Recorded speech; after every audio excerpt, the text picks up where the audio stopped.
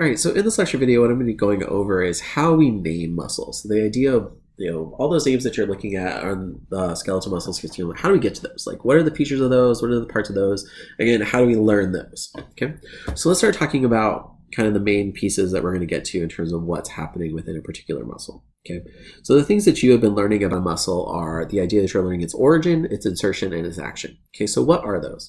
So we're talking about the origin of the muscle. We're talking about where the muscle begins. Okay, the idea of like where the start of the muscle is. And generally when we're talking about the origin of the muscle, we're talking about the part of the muscle that does not move. Okay, so we know that muscles can only pull, and that muscles are going to be pulling from one end to the other. You have to have, in order for that force to be applied, an area that's stationary, that's not moving, and then a part of the muscle that is actually going to, as it compress, pull on something. Okay, so the origin is the part that's stationary. When we're talking about insertion, we're talking about the part of the muscle that actually moves. Okay, so the insertion is the end of the muscle, and the insertion is what is actually getting pulled on. Okay, so it's actually the area where we're actually taking the force that we get from doing our contraction that causes the shrinkage of the muscle in terms of length that gets us to pull on something. Okay, so origin, again, stationary, insertion is the moving part. Okay, so you can think of it that way. Generally, and again, I speak in very broad general terms, the origin is usually more cranial than the insertion. Again, say usually. And generally, the origin is going to be more medial than the insertion, which will be more lateral. Again, that is not true for every muscle, but that's kind of a broad general trend to help kind of guide you as you're going forward. But again, you need to follow the fiber. You need to follow what's going on with the particular action, right? And that think about what is moving versus what is staying put. Okay. When we're talking about muscles, though, the big thing that we're interested in is talking about the action of the muscle. What does it actually do? Right? What movement of the muscle do we have? So action we're referring to the muscle is the movement of the muscle actually performs. So that's either what bone is being moved, what area of the body is being changed, or what joint is being affected. Okay, so like if we're talking about your pronator teres, right, and pulling on part of your radial ulna, right, the idea that it's actually allowing you to shift that is part of the idea of origin, insertion, and then action being like what it's actually doing. Okay. When we're talking about particular muscles and naming them, right, the origin, insertion, and action are generally parts of those names, okay? Whether that's like your sternocleidomastoid, which is talking about the origin, sternocleidomastoid, the insertion, and giving you that broad sense, or it could be something that's talking about the actual action of the muscle, so like pronator teres, like that it's a pronating muscle, that its main function is to allow the rotation of something. Okay, so again, using those pieces is actually what the names almost always refer to as either origin, insertion of the muscle or about the main action of the muscle. Okay, or a mixture of both, like levator scapulae ventralis, like the levator, like it elevates scapula, that elevates the scapula, and it's ventral, it's on the back side of the body. Okay, or on the front side of the body. Okay, or it moves it ventrally, sorry.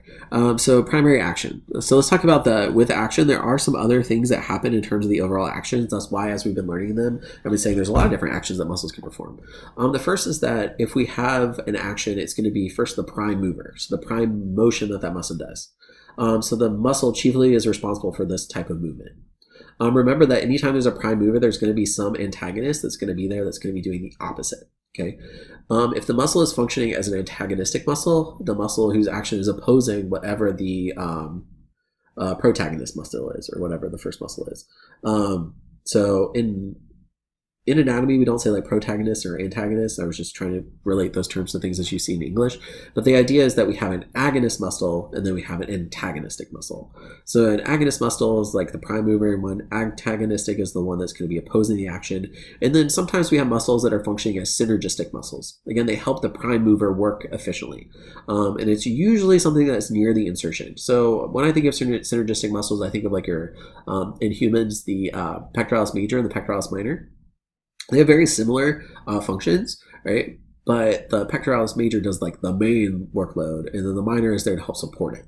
Okay, so it helps pull on the humerus kind of in the same way, but again, it's there to help synergistically allow you to bring that abduction in. Okay, they can be fixator muscles.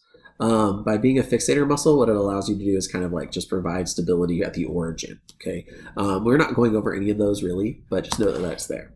Okay. Another thing that we're not specifically focusing on, but something you should know about, is the idea of innervation.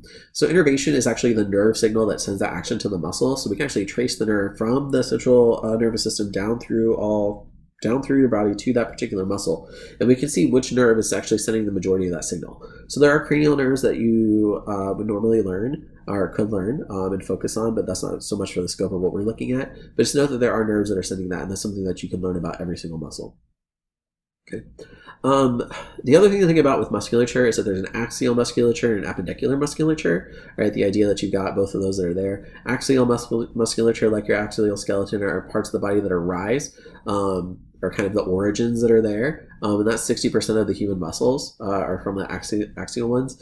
And appendicular musculature is generally musculature that's going to be stabilizing or more part of the appendicular skeleton. Okay, so like any of the muscles like your biceps, triceps, those kinds of things are appendicular musculature. Again, they're there for stabilizing part of the body, but also allowing you for broad flexion. Okay, so we're thinking about naming. Again, we're mainly focusing on the idea that we have origin, insertion, and action, and those things together are going to form the name of that particular muscle. That if you know part of it, you can probably get some of it. Okay, so just keep those things in mind, that they all work together for a reason to help identify and help clarify things for you as you're going through and identifying the names of the muscles.